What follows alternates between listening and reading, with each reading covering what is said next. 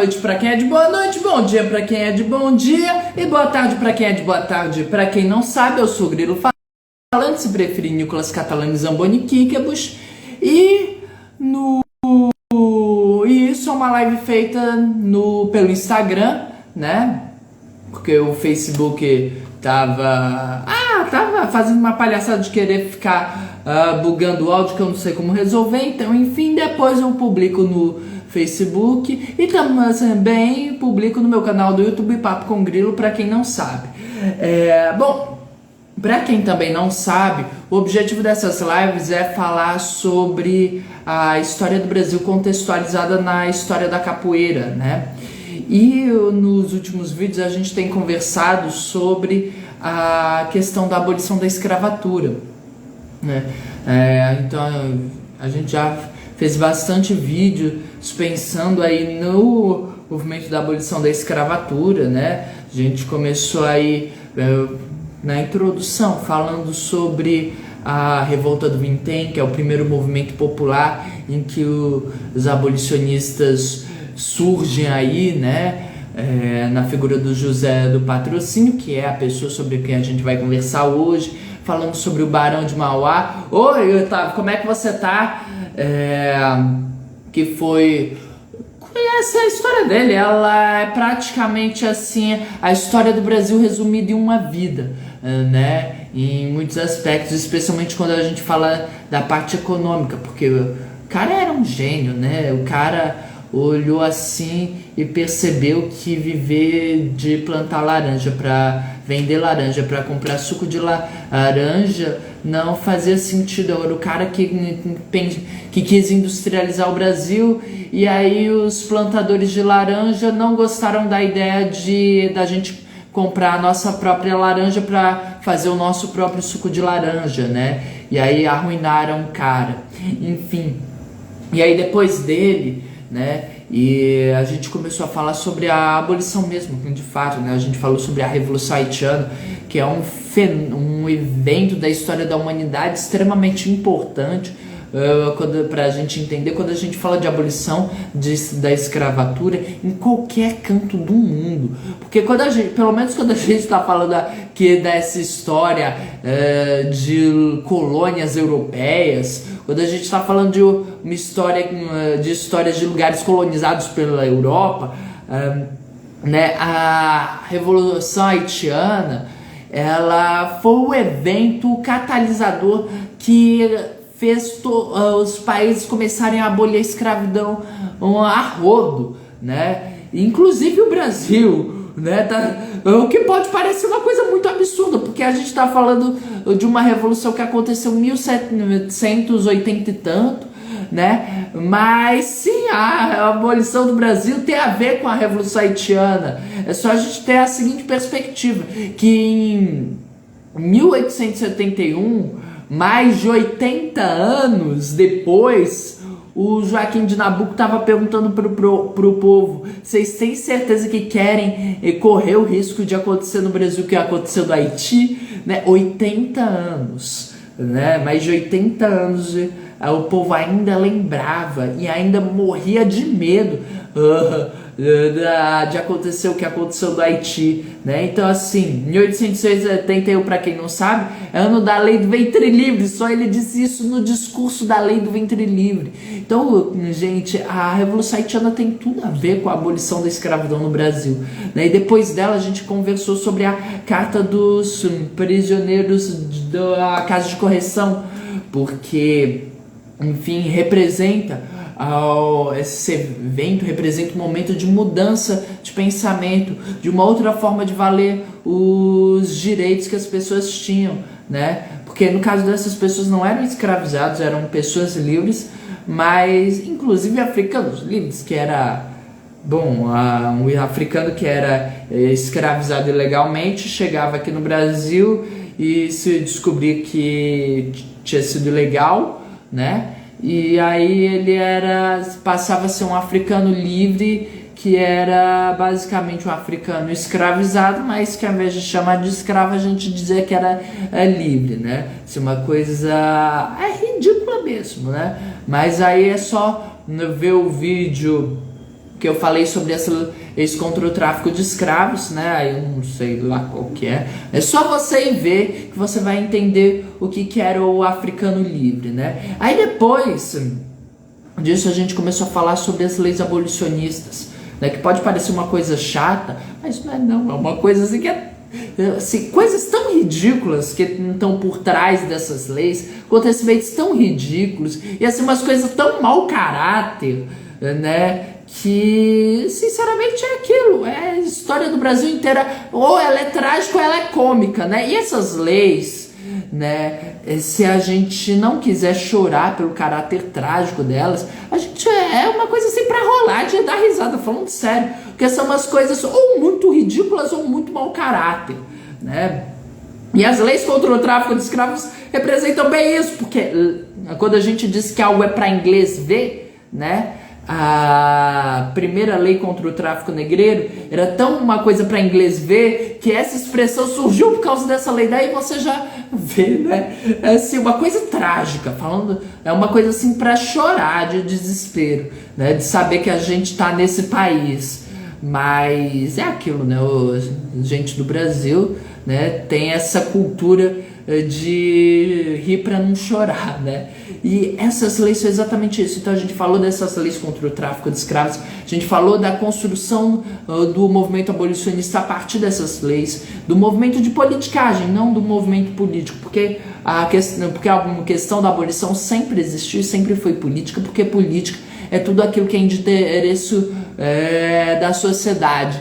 E a luta contra a escravidão existe desde que a primeira pessoa foi escravizada no Brasil, né? Então assim, sempre existiu o movimento abolicionista e sempre existiu o movimento político pela abolição. Agora, a partir da abolição do tráfico de escravos em 1850, abolição definitiva e não a de mentirinha, né? Não a para inglês ver, que surgiu um movimento de politicagem, que vai conseguir fazer a lei do ventre livre, né? Que vai conseguir fazer a lei dos sexagenários. E aí, depois que a gente falou sobre essas leis, a gente falou sobre os personagens, né? Os grandes líderes, Joaquim Nabuco, enfim, é o Joaquim Nabuco, o André Rebouças, que esse era um cara incrível, o Luiz Gama, que é o cara mais extraordinário de toda a história do movimento abolicionista, falando sério, uma coisa assim absurda, uma história que se eu não soubesse que era verdade eu ia dizer que é mentira, né? E aí no vídeo passado a gente falou sobre os capoeiras, né? E a relação deles com a abolição, né? E a gente falou só mal, né? A gente não falou bem dos capoeiras, porque é aquilo, os capoeiras eles estavam associados aos partidos políticos, né? Partido Liberal, Partido Conservador, né? E é só lembrar daquilo, apesar de muitos abolicionistas terem vindo do Partido Liberal e muitos terem vindo do Partido Conservador, né? Nada é mais conservador do que um liberal no poder, e nada é mais liberal do que um conservador no poder, assim dizia o povo aí durante o período imperial do Brasil, né? E os conservadores era essa gente aqui, que talvez não dê para ver muito bem, porque a imagem já tá dando uma apagada, eu devia desenhar por cima de novo, mas para quem não tá conseguindo entender, aqui a pessoinha puxando esses dois bois, morro acima, os bois querendo descer e levando aqui a carruagem cheia de pessoinhas para baixo, né? Os conservadores, eles são esses bois aqui, né? E assim, qualquer semelhança com a atualidade é mera coincidência, porque isso aqui foi publicado em 24 de março de 1885, então logo não deve ter nenhuma relação com a atualidade, porque vocês sabem, né? As coisas elas tendem a ir progredindo, né? E progresso, né, é melhoria, então é claro que não tem nada a ver uma coisa com a outra. Então assim, gente, e aí os capoeiras eles estavam associados ao Partido Conservador, ao Partido Liberal, que era tudo a mesma coisa, né? Era tudo gente contra a abolição.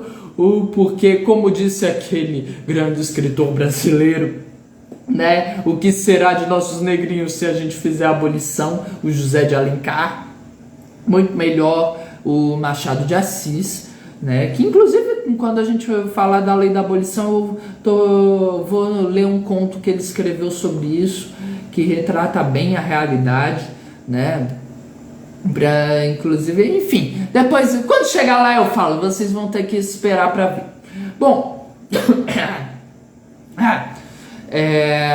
e bom, no vídeo de hoje a gente vai falar do José do Patrocínio. E eu falei que nesse vídeo a gente ia falar bem dos capoeiras, né? Que a gente já falou mal, então agora vamos falar bem, porque nem tudo é tão ruim assim, né? E bom, eu não sei se hoje a gente vai falar exatamente nesse vídeo bem dos capoeiras, mas a partir do próximo vídeo a gente fala. Né? Eu tô com a garganta um pouquinho ruim, mas enfim. Né? Então, José do Patrocínio, um cara negro, né? Claro, Luiz Gama, André Rebouças, José do Patrocínio era tudo negro, né? Os grandes líderes do abolicionismo era tudo negro, apesar da imaginação que às vezes as pessoas têm de que o abolicionismo foi feito por um bando de gente branca boazinha, né? Ele nasceu em 9 de 10 é que dia? Que dia não, que mês? 9 de outubro de 1853 em Campos, no Rio de Janeiro. E aí, o pai dele era um padre, o João Carlos Monteiro, vigário da paróquia do lugar, né? Um orador sacro aí de muita fama, coisa e tal. Era maçom, era vereador, era deputado, era um cara de bem, claro, né? E a mãe dele era a tia Justina, né? A Justina Maria do Espírito Santo, né? E sendo o padre João Carlos Monteiro um homem de bem, é claro que a Maria Justina era escrava dele, e era uma das 92 escravas que esse padre, muito gente boa, tinha, né? Na fazenda dele, enfim, e é aquilo, né? Não me façam perguntas do tipo se ela virou mula sem cabeça, o que aconteceu com o padre, porque teoricamente o padre ele tem um voto de celibato, né? Então, enfim, né? Não me perguntem como é que foi a concepção, né? Como é que era a relação desses dois, que eu não sei. O que eu sei é o seguinte, né? Para trazer aqui uma pequena reflexão, né? Vou trazer aqui uma música. Ai, que raiva, não anotei de quem que é essa música que é, não. Mas eu descubro rapidinho aqui, né? Que enfim, agora eu tô com raiva, porque eu não anotei de quem que era a música. Chama Maria. Pronto, vamos ver aqui quem que era a música. Pronto, a pessoa que eu conheço a voz é a instrutora Bombom, né? Conheço a gravação dela. Mas enfim.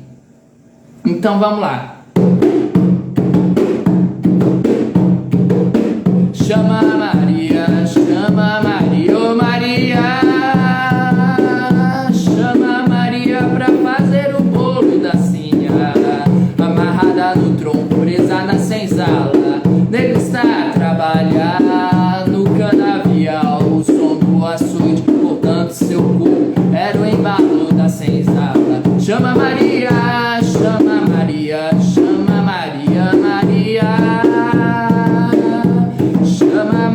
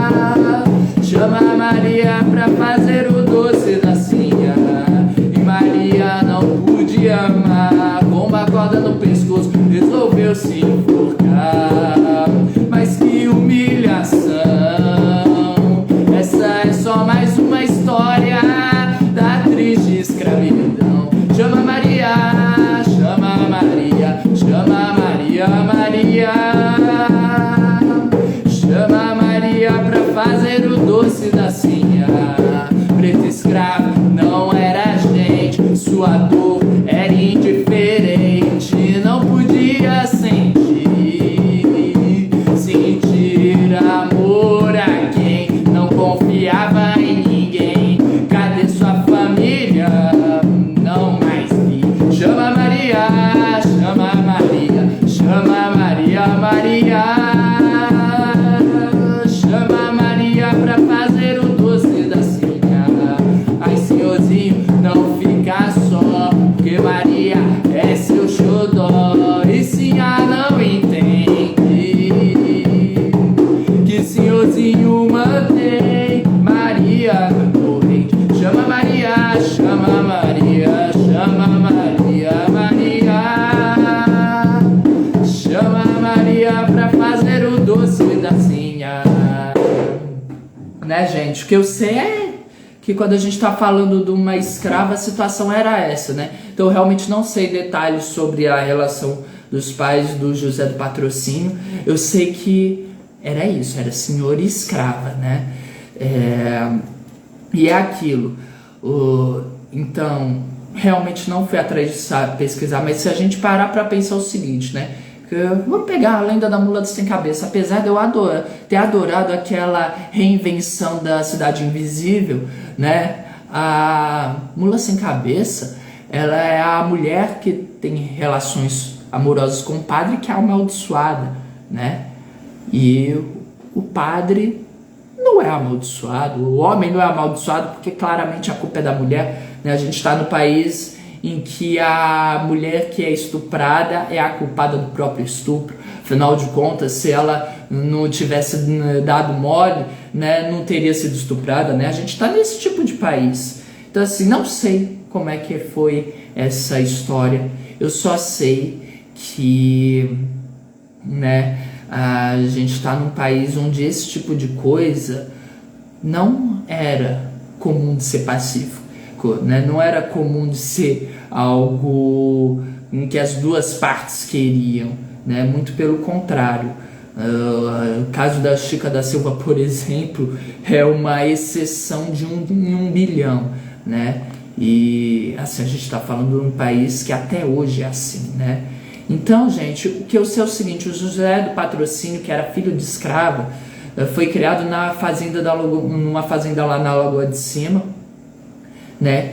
E conviveu com os outros escravos, né? Ele viu o que era a escravidão, né? Ele viu a mãe dele era escrava, né?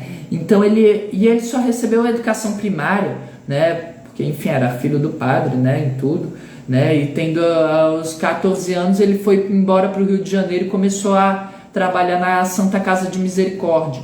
Para quem não sabe o que é a Santa Casa de Misericórdia, antes do Brasil ter o SUS, né, o sistema público de saúde era basicamente das igrejas, né? Quem cuidava da saúde pública era a igreja, e através da Santa Casa de Misericórdia.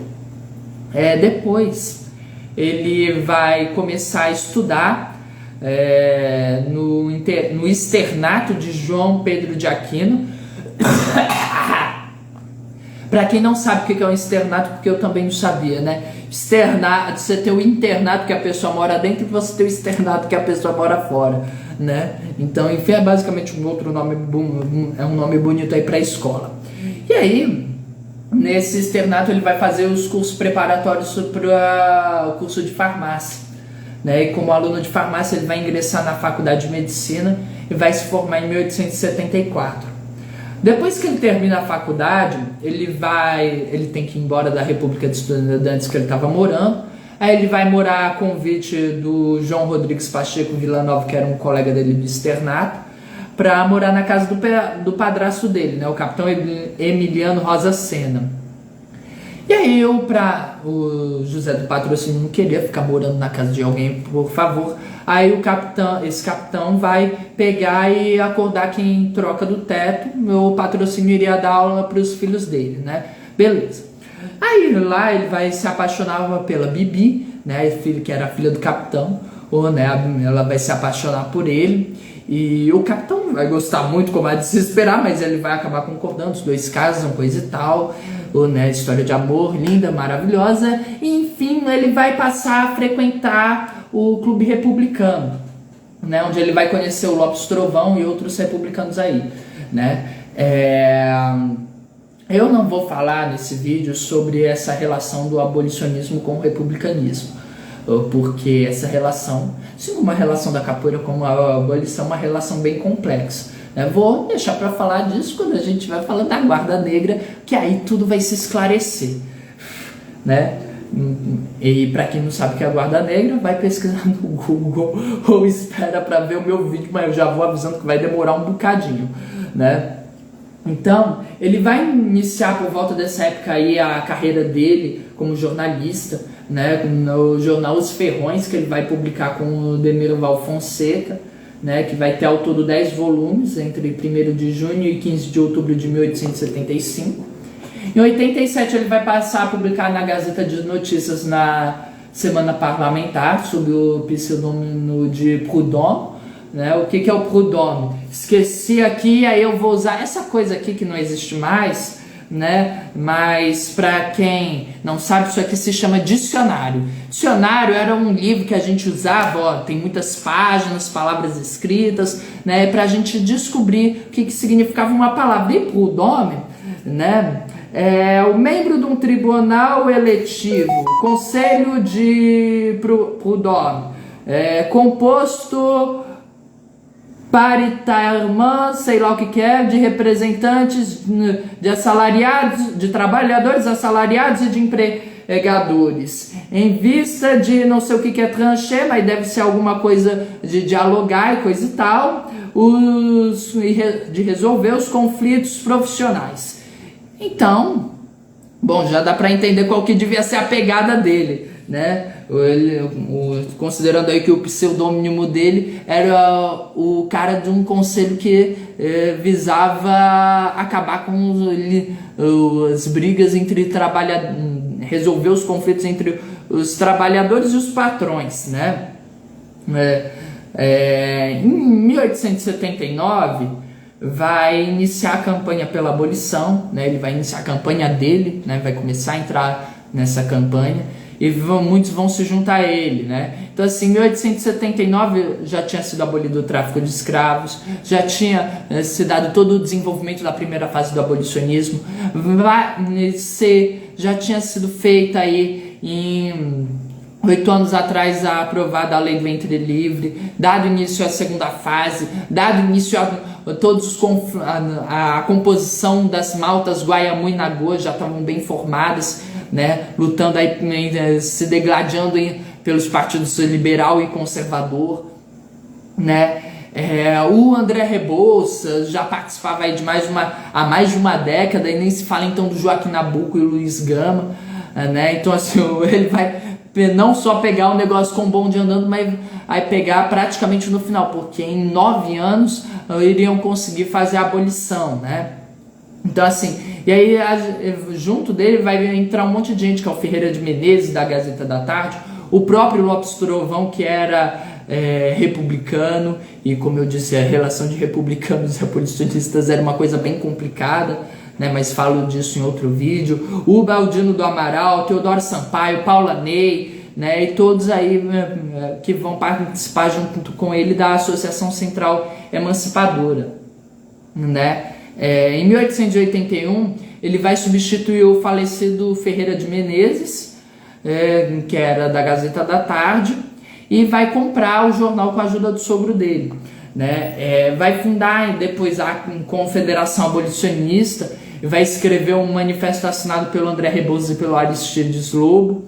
Em 82 ele vai ser levado ao Ceará pelo Paula Ney. 2 anos depois o Ceará vai conseguir abolir a escravidão, né? Coisa do qual o Ceará tem muito orgulho, apesar de ser também uma coisa complicada, né? Mas também vou falar disso em outro vídeo.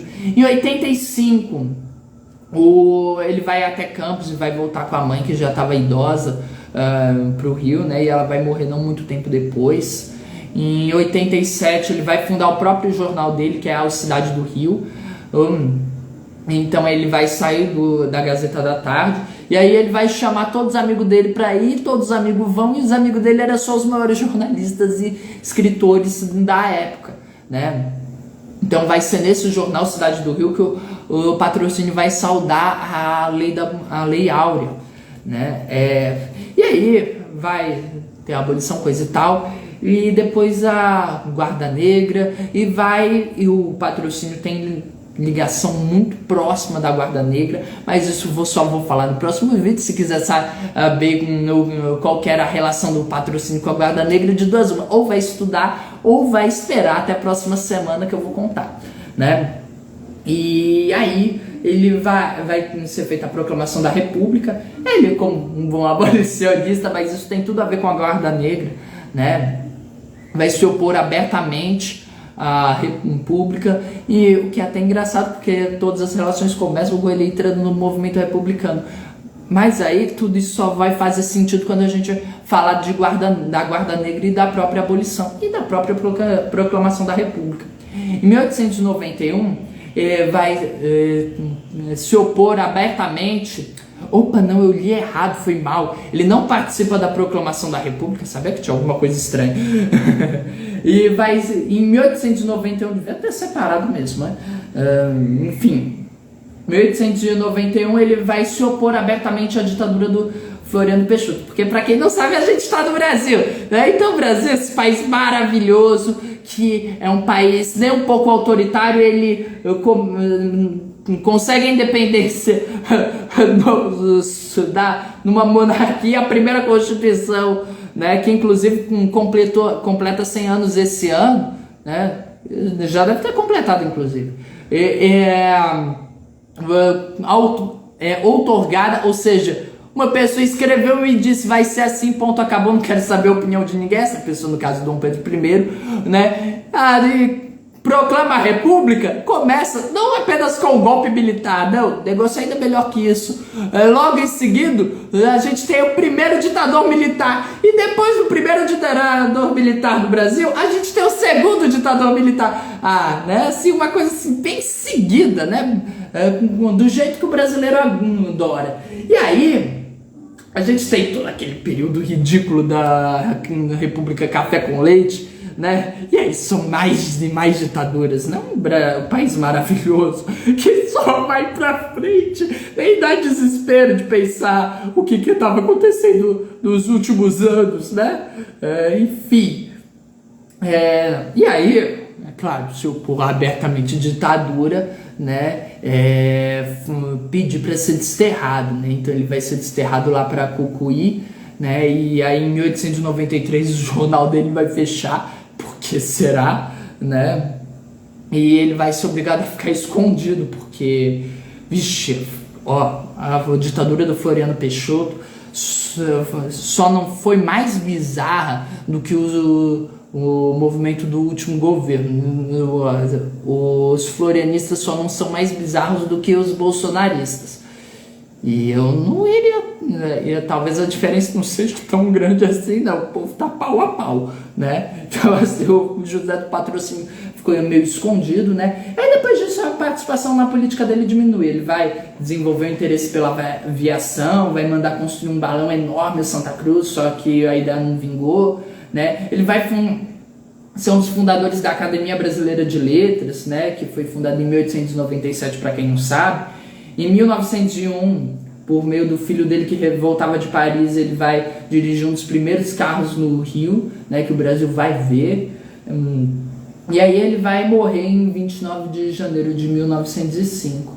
Né, ele estava saudando o Santos Dumont, que todo mundo sabe que é o inventor do avião, o cara que fez o primeiro avião, todo mundo sabe, não se discute, né, lá no Teatro Lírico. E aí ele vai começar a tossir sangue, né? Para quem não sabe, o nome chique disso é hemoptise, né? Tem assim que tá chamando no site da Academia Brasileira de Letras, hemoptise. E aí eu fui procurar o que era e diz que é a eliminação de sangue do trato respiratório pela tosse. Enfim, e isso é sintoma da tuberculose, né? E ele vai morrer de tuberculose pouco depois desse evento, né, aos 51 anos, e ele né, apesar de ter chegado tarde aí no final do movimento abolicionista, ele vai ser considerado o maior jornalista do movimento. E o jornalismo ele teve um papel central no abolicionismo. Você pode reparar que todo mundo estava ligado a jornais, né? O Joaquim Nabuco, apesar de ser principalmente o político, né, a imagem do político abolicionista, ele estava ligado a um monte de jornal. O André Rebouças, agora eu não lembro se ele tinha ligação com jornais, vai ver o vídeo do André Rebouças, mas o Luiz Gama, ele tinha ligações com a imprensa, né? Ele escreveu para jornal e tudo. E, enfim, né? Todos esses movimentos, na verdade, eles dessa época têm muita relação com o jornalismo, né? Não só o abolicionismo, mas o republicanismo, todas as revoltas que a gente tem no período regencial em prol aí de uma política mais liberal, né? O que liberal na época não é o liberal de hoje, é liberal no sentido de descentralizar o país, né, de que os estados tenham maior autonomia, né, além de um monte de lutas sociais. Tudo isso começa com os jornais, né? Então, assim, o papel do José do Patrocínio, apesar de ser mais tardio do que desses outros líderes, foi fundamental, né? Isso é uma coisa que não se discute. E no próximo vídeo a gente fala bem dos capoeiras, né? Porque o José do Patrocínio, infelizmente, que eu saiba, não era capoeira. Mas, tava assim, com os capoeiras, né? Então, gente, próximo vídeo a gente continua. Por hoje é só. Esse vídeo vai estar no meu canal do YouTube, Papo com Grilo, dentro de uns 15 minutos. Agradeço a todo mundo que for lá curtir, compartilhar, comentar, né? E por hoje é só. Até a próxima semana.